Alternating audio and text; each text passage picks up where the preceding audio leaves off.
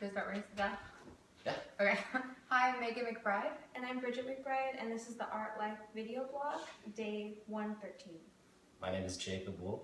Thank you, ladies, for having me here. Yeah, thanks for having me. Yeah. So really quick, do you just want to tell us a little bit about yourselves?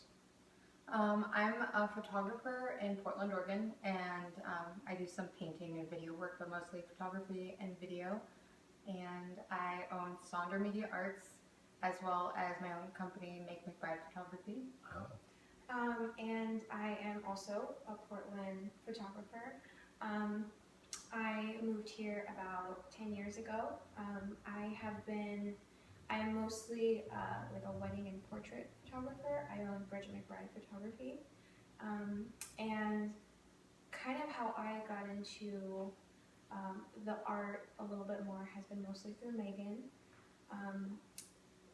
Most of it was, we started to do these portraits, and she involves me in her projects, and she hasn't said yet, but she does a lot of amazing projects. Yeah. And so that's kind of how I've started to get involved more in the art world and less commercial work. Yeah. I started out as a theater person, so all of our projects are, I think, like, oh, like I really love literature, so let's do all classic books and turn them into huge photo shoots. So we take like 30 models and one, person who does makeup, and we put them all in one room and we just shoot all day. Wow. And we do these huge, big productions, and we've done them for years. And so a lot of our work is fine arts and fashion, and just we work it like it would be a show.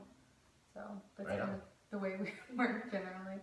Did both of you start out as photographers, or were you introduced to the art scene in another way? Yeah, I started out as a photographer. We're both mostly self-taught. We both have kind of taken classes intermittently, throughout our careers, but most of it was being handed a camera and taking pictures, and then learning the more technical aspects as we go. Right on. I think for me, I started out wanting to be a model because I modeled when I was really young, and then wanting to be an actress. So I thought, I don't want to audition for anyone, so might as well just learn how to take pictures, and I don't want to audition to be in movies, so might as well just make my own movies. So I've just always been that type of person where I only want to do things on my own terms. Get it done Yeah. yourself. Yeah. So it's done right. Exactly, and this love for art has just cultivated out of this to the point where I don't even want to be in front of the camera anymore. I just want to be behind creating things. So. Right on. Yeah. That's something that I've experienced as well. What's been really great for both of us is that, there are times where I want to be a model, or I want to do a little acting or something, and we have, throughout the years been each other's models and each other's photographers and actresses and, whatever else we, want to do. Mm-hmm. Right on. That's really cool. Are the two of you sisters? Yes. Yeah, we are. Okay. We have different dads. Yeah, the same mom though, who Okay. is an artist. Right on. Yeah. Was your mother your early inspiration? Yes. Definitely. She is an artist Nazi, so okay, we love you, Mom. But she was this artist who worked with tons of other artists in LA, and then when we were younger, I remember her sitting us down and like making me draw pictures out of anatomy books over and over again, and making Bridget draw. And she would give us these contests where we'd go out into the backyard and we'd take like 10 pictures, and whoever had the best photo would win something. Wow. And she did that our whole lives, to the point where like if we show her something now, or we say we're gonna do this, she's like, this is how you do it, and then she'll show us how to do it. I think that's been an advantage, is that she's been a parent, and there's a side of her that is nurturing, but at the same time there is a side that is somewhat of an art critic. There's an honesty there that personally I feel has created a sense of being realistic about what my art looks like, and how not just I'm going to receive it, but the average viewer. I wish my parents would have told me that some of my early drawings were terrible. Well, I think Maybe I wouldn't have thought I was going to be an artist for so long.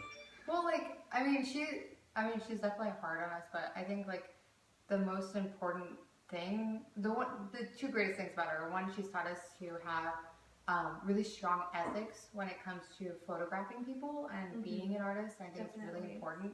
Do you want to elaborate on your ethics? Well, I mean, very famous photographers have gotten famous off of taking pictures of people on the street and selling them, which to me is not necessarily right, because you're in essence taking a piece of that person and turning it into an object and then turning that into a selling point, you know, and it's not necessarily a very ethical thing. And we're anti-street photography. Not super ethical. Not necessarily. If you do it the right way, it's okay.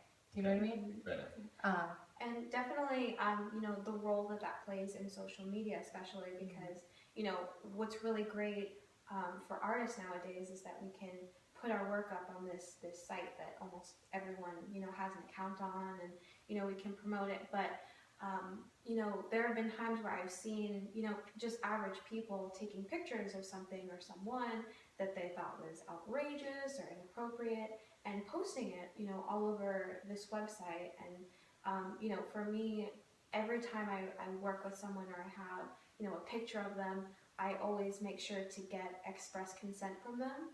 And anytime that, you know, there's been, you know, a contract involved or some sort of agreement, you know, I always put in the stipulation, at any time you can tell me, you know, take down my picture, I'm not comfortable anymore, and I'm willing to do that, you know, because it is, like you said, a piece of somebody. It's, you know, a part of them, and it's part of their identity.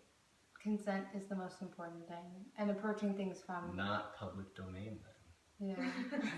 Yeah, somewhat. I think that's why I do fashion, because you absolutely have consent when it comes to models, because they come in to have their picture taken. So, yeah. And also, when something is good, I know it's good if I show it to her. When something's bad, I know it's bad. So that's kind of a good point about her. Yeah. Good and bad, but good. Right. Did you go to school for art? You said you've taken some classes, but you haven't. Yeah, for me, and I've actually started to do this, is like actually go back and maybe I want to get some sort of degree. But, you know, for me, I've taken a couple of classes just because there are times where I'm a very visual learner, but I'm also someone who needs some, you know, I guess some sort of written, what's the word? Direction? Something like that, yeah, where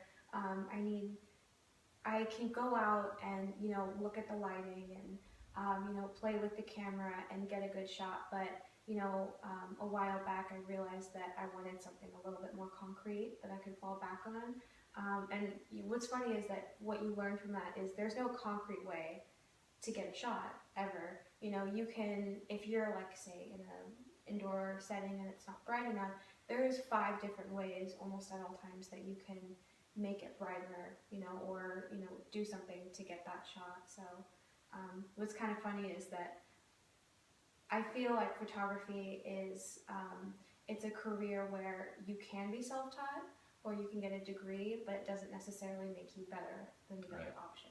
Right. And I went to, so I'm on my 3rd degree, and I only went to art school, because I'm in art school right now at PSU. I only went to art school to network with people, because I realized I really love creating art, but I don't know a lot about getting to know other artists. And what I found is that I am not good at playing well with others, but as long as they do it your way. Yeah, but I really love expanding my horizons, and so school for me is just an excuse to practice, really, and to, you know, learn something really important. And every class I've taken something out of it, and I've created a bigger piece. Like, I did a video class, and by the end of the class, I had a showing where I projected video pieces on a wall that was 12 feet tall and 9 feet across. and I did all this weird stuff that I would have never done if I hadn't gone to school. So it's actually been a good thing beyond just networking. Right on. Yeah. What are your first 2 degrees in? Political science and pastry. So I can cook really well. You're a baker. Yes. She Yeah. really can. But I never bake anymore because I don't like eating sweets. So yeah. So it's kind of a wasted degree. But what's funny is that got me into photography because I was taking so many pictures of the things that I was making and I was never eating them and I didn't like them, but they were so beautiful, you know, that it just expanded my horizons when it came to photographing things. Right. Now I approach everything like I would a sweet or, you know. Yeah. When did you both first pick up a camera? Was it your mom giving you a camera and just saying, go have fun? For me, it was sort of like that, except it wasn't fun. It was for a job. So she recently, recently as in within the last decade, started doing wedding photography. She kind of transitioned, and one day she was like, "Hey, do you want to come on a job with me? You know, I could use an assistant." And I was like, "Okay." And so she handed me a camera, and I photographed an entire wedding.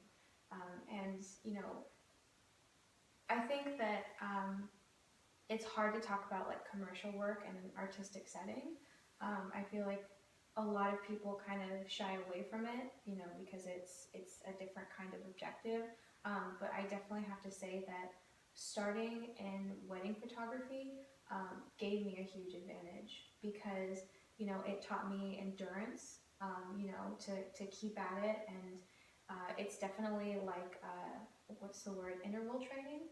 It's sort of like that, you know, there's times where you can relax a little bit, and then there's times where what you get is what you're going to get, you know, and there's kind of, it's like a high stakes game. And I think that's a great place to start for a photographer. I think for me, and I was thinking about this the other day, I think when I first started filming was my mom got these, they're like camcorders. Like remember the little camcorders? And she gave it to us and she was like, go make a movie. Because I used to make these like mock music videos before YouTube was around for like Christina Aguilera and Britney Spears. And we would put up big backgrounds on walls, which was just like sheets, like staple gun into the wall. And we'd like lip sync to them and do little movies. And I still have the original cameras and like all the tapes. But now that I think back on it, I think that was my first access to anything in the form of art or creating something was these little camcorders. And I was like 7, so. Wow. Yeah. Very cool. Tell me about your businesses. Did your mother help you start those? Yeah. A little bit. For me, what it was kind of like we had a blueprint set up, you know. She had started hers, then Megan started hers, and it was kind of something that she's like, hey, you know, I'd like you to have a business, you know, something that helps you, you know, pay for school and living expenses while you're getting an education.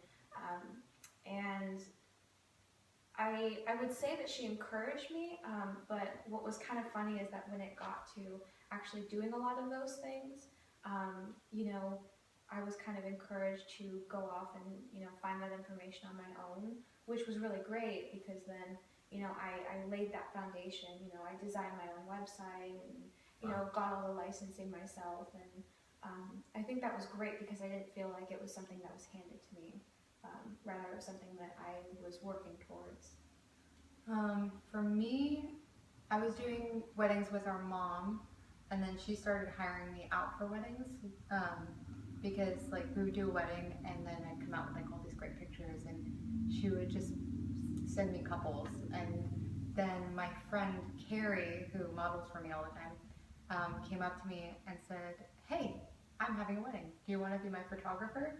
It's in a year. And I went, okay. And then within a year, I built an entire business just for practice, like just doing weddings to try to get to the point where I could do her wedding confidently. And then by the time I hit her wedding, I was like making thousands of dollars. And I was just like, whatever, I got this. Wow. Yeah, and her pictures, I was really proud of them, and she